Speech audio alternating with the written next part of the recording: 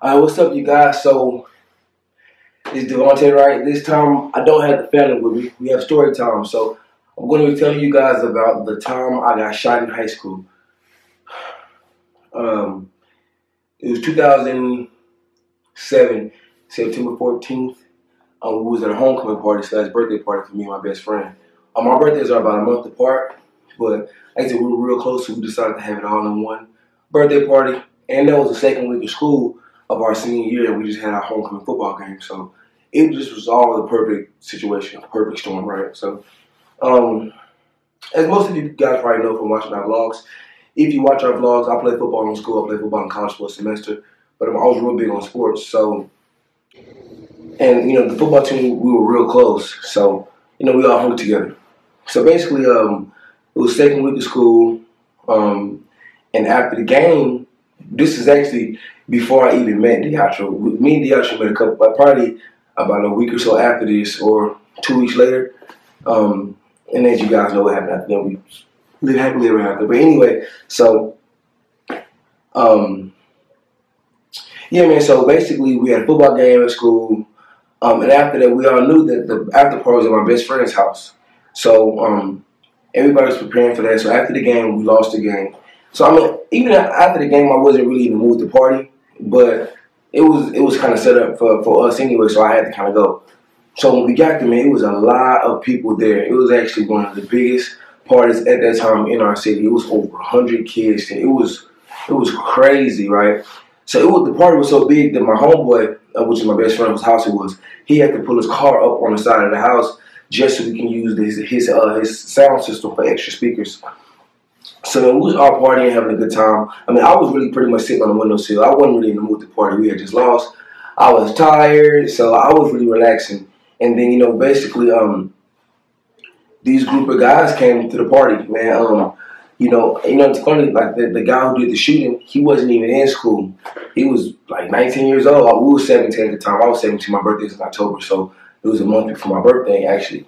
And so when it came, like it was a known gang in the city or whatever. So some people in the party was like, he's so and so, he's so and so, he's so and so here. So a lot of people actually ran the other way. But a lot of my homeboys who played on the team, like I said, they didn't really run, so they was gonna confront the situation head on. And those are my guys, like my brothers at the time, so I wasn't gonna leave them, by themselves. So, but actually, when the guys pulled up, somebody was like, "Man, y'all run! They probably got guns," because these guys were known for carrying guns at the time. And but the dudes actually that hopped in the car, they came deep, man, because so it was over 100 of us at the party, or 100 people that were invited to the party were there, over 100. And man, they pulled up in like 3 or 4 cars deep, man, like SUVs. So they had quite a bit of guys themselves, like I said, and most people ran anyway. So when the dude, I guess when the main guy hopped the car, now we ain't coming up here, we just came for straight hands, which means like they don't have any guns, they just came to fight. You know what I'm saying? So at the time, at the time when I was younger, I was more of a high head. I wasn't a troublemaker, but I wasn't gonna run from any altercations. Like I said, my teammates were there, so I wasn't gonna leave them there. So when dude said that, we basically confirmed the situation head on. So basically, long story short, we ended up fighting, and then, man, all I know is so the way the backyard is built up. If you ever been to the house, well, I know here in Texas, we have house in the front, backyard in the back, and there's usually a side gate to get into the backyard. So it was more of us at the party, but it was more of them fighting than it was us. So what we did was, if this was the gate entrance, right? This is the gate entrance. They're outside of the gate. We're inside the gate. To make it an even playing field, we met them at the gate. So that way, even though they had more, only so many can fight at one time. So it wasn't like 20 versus 10. It was more like 5 versus 5 at a time. It was like, it was a group type thing. So one of our teammates, he kind of got pulled out there. So we pulled him back in, and I promise this has to be fake because 4 people died. 4 people got shot that night. One of my friends died. So when we pulled him back in, he fell on the ground, and I stepped back. I fell over him. As soon as I fell over him, man, the guy must have started shooting. So man, when he started shooting, I promise you, it was so surreal. It was so loud. It was literally. It was dark that night. It was late. So you really couldn't see much. You couldn't really even see who we were fighting at the time. So all I know, I saw flashing like pow, pow, pow. So I don't know why I thought like, so I'm on the ground. I cover my face, but I still want to see, but I didn't want to get shot in the face. So I'm thinking my hand gonna protect my face. It was just a reaction. I don't know. So I'm on the ground covered up, but I'm still like peeking, and all you see is just a pow, pow, pow, pow, pow. So eventually, he basically ended the whole clip, which means he shot until his gun had no more bullets. So after he did that, they ran. They got up out of there. And mind you, it's chaos. Everybody at the party, like I said, even though the people that weren't fighting, they only really ran to the back. But once he started shooting, everybody shifted to the other side of the backyard, right? So we were all running, boom. And then like it hits me. Dang, it was just a shooting. At this time, I didn't even know I got shot yet. I was still like, man. So when I come around the backyard, man, I see one of my friends, but he just lay on the ground. He got shot 3 times, chest. Like he got shot so many times. It was horrible. So it kind of like it rattled me, you know. I was frustrated because it was actually two of my teammates that got shot. One was shot, you know, multiple times. Another dude was sitting on a chair. He's shot. He's sitting in the lawn chair, just bleeding. I'm like, dang. So I'm mad. I'm scared. And I'm sad, you know, at the same time because, you know, when I saw that, I was like, you know, it's like. The most frustrating thing is like knowing you can't do much. You know, it's one of the things like, because the first thing I thought of my mind was like, it's so quick.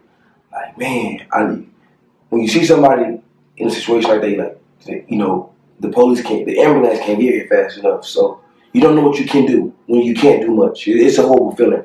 So this time, and then my foot kind of gave out. I'm like, God dang, you know what happened? So I look at my shoe. My mom had just got me these shoes. I look at the back of my foot, and I see a hole in my shoe. I'm like, dang, you know, I got a hole in my shoe. So I took my shoe off. I saw blood on the inside of my foot. Didn't see much from the back. I look on top of my foot, man, my sock was shredded. And I had a humongous exit wound. So I got shot below my ankle. It came on top of my foot. So that moment, I'm like, what? How did I get shot? So it was just so quick. You know, 4 people that got shot that night. You know, 3 of my teammates and me. So after I get shot, you know, I'm mad, you know, I'm just like, I'm crying, I'm angry, you know, I'm so frustrated because at the same time, teammates over here, and then, you know, he's dying, basically, you know what I'm saying, he's convulsing, and, you know, it's just one of the things, like, you know what it is, you know what's going on. So, eventually the ambulance get there, and they ask who's all been shot, and is everybody okay, and then, you know, they take me to the ambulance. And my mom, so the way my mom found out was my best friend's mom, whose house I was actually at, she called my mom and said, you need to come over here, DeVonte's been shot. But she never told my mom where I got shot. So my mom is frantic. You know, I can only imagine, because I have 2 daughters, so I can only imagine a phone call saying that your child has been shot, but you don't even know where. You know, you just like, you know, so my mom, it's funny, I was in the back of the ambulance, so, you know, there's 2 glass windows in the back of the ambulance. I'm on the gurney, I'm on the bed, right? But I can see my mom, and man, my mom is just looking for me, man. She's scared, she's crying. And then, you know, one of the paramedics said, your son's in the back of the car, and my mom, man, she just, like me and mom, we kind of, at times had a rough relationship. She's a tough woman, she's very stern, a great woman, but she raised me with much discipline. But so when I see a strong woman like that, look so scared and frantic, it made me emotional. But once you realize I was going to be okay, I got shot in the foot. I had an injury in the exit wound, so there was no bullet inside my body. She just headed to the hospital. So the city we were at, the nearest trauma center was 30 minutes away. So we had to go to the city we were at. And I didn't realize that my friend had been killed until we got to the hospital. And you know, one of the paramedics said something like, excuse my language, but he basically said, this gang shit is not what it's cracked up to be, is it? And I was like, I've never been in the gang. You know, I go to school, play sports, and I got to do grades. So I don't know who you referring that line to. Either way, I'm just saying because one of you guys didn't make it. And when he said that, man, my heart just dropped. Because even though at the house, I kind of felt like I knew what was going to happen, for it to be solidified, it just took a piece of my, it crushed me. You know, it really hurt. So, you know, I dealt with that situation. So this is actually the first time I talk about it. I don't even talk about the story much. Not many people know that, you know, I've ever been shot in my life. So, so after that, so that night I spent the night in the hospital. And it was sick, you know, like being in that bed all of the chaos just replaying in my mind.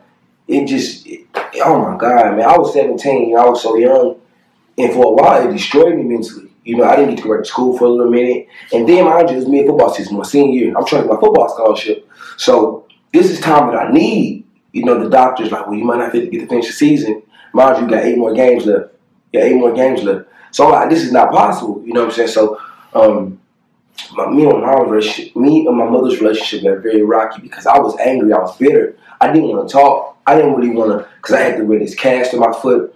I had two bullet wounds, 2 bullet holes in my feet. So when I went to my foot and ankle doctor, there was this antibiotic that I had to put actually inside of my foot. So basically, it was this antibiotic I had to put on a cotton swab. I had to stick it through one end of my foot, pull it out the other, and kind of in and out just to clean it. So I wouldn't have to get my foot amputated, which at times I was rebellious. I didn't even want to do it. I didn't even want to do much. So the doctor was like, hey, if you continue to not do what you need to do, you're going to lose your foot. So at this point, I'm like, okay, let me get my act together as far as this goes. Then there was one area I had to deal with. Mind you, I'm at home wallowing in pity all day. I'm just like, I'm just sick. I'm just really frustrated and sick. Now, I'm not even done coping yet. I had a few friends come see me, which was very grateful. I'm grateful for. Then I had to go back to school. That first week at school was the most, like, I don't want to say embarrassing, but it was like, it was weird. Remember, my first class I ever walked back into was Algebra 2. And I had my crutches. And I walked in class, man. I was late to school because, I couldn't really, I couldn't ride the bus and stuff. My mom had to take me and then I had to get dressed. It was just tough. So I got to school, man. And, as soon as I walked in that classroom, everybody just looking at me. And I'm just like, they weren't just staring like I was like some freak show. They felt bad because the story. I wasn't at school when the story first went around. So you know how that goes. The story's already out there, so when they see me, they just looking at me. Then you got the questions. Then you got the reenactments of the stories. The stuff that didn't happen. The stuff that did happen. So it's just like, man, I'm trying to cope with it. Then I get to go to football practice, but I can't participate. And that's another, because I love football. Football was what that's what I did, So my football coaches respected it, man. I never missed practice, even when I couldn't practice. Funny story about DeVonte, which is my wife now. I saw her. This is after I got my crutches off. It was my birthday, October 5th. After I got to be off my crutches. So I saw her. I was messing with her. She owed me birthday money because when she saw me, she was like, I got your birthday money. She went and cashed a check and never came back. Well, that's another story another time. But, so that was coping, man. That was probably the toughest thing for me. But eventually, I was blessed to be able to come back and play. I got to play 3.5 football games. I did great. Still got a small scholarship to a smaller school. And, I learned to cope with life. For a while I was angry. And, when you go through situations like that, I thank God because out of 4 of my teammates that got shot, I was the only one that didn't have any major damage. One of my teammates his femur was shattered. Another one had his thigh bone shattered. It was just, I really, so even it missed my ankle by a few centimeters. So it's a blessing, thank God, So in life, you can't determine how your lessons are given to you. And I thank God that, for a while, it didn't sink in. It turned me angry. Anger still consumed me. I was frustrated with a lot of situations. I was mad. And then to see somebody die, it was horrible. That's kind of how it happened my senior year at a party and confronting the situation the wrong way. It's funny when you're a kid, you think you know so much. You think no matter how smart you are, no matter how intelligent or how much common sense you have to learn not to. Your first reaction is not always the best reaction. Assessment of situations. And with young men, like I was, pride. We always walked away, say, hey man, we don't no issues. We apologize for whatever. And sometimes you don't even have to apologize when you're wrong. You can apologize just to alleviate situations. Like I said, as a man, pride can consume you. Another note, another lesson. Remember, backing down does not mean you're scared. It just means you find value in your life. Remember that. If you don't take anything from this conversation or this story time, remember, there's nothing wrong with backing down or walking away. That took me a long time to understand. Man, when I say I'm one of the most prideful, competitive, it used to be aggressive people that I know that I've ever met, that most people will ever meet. But it's telling me that you find value in life and love. You know, I'm a big advocate for love. I believe in love. I believe in family. So find something you cherish, because some situations you can't get back. You know, some situations you can't get back. I thank God that I'm alive, and I pray for my friends, family who they lost them.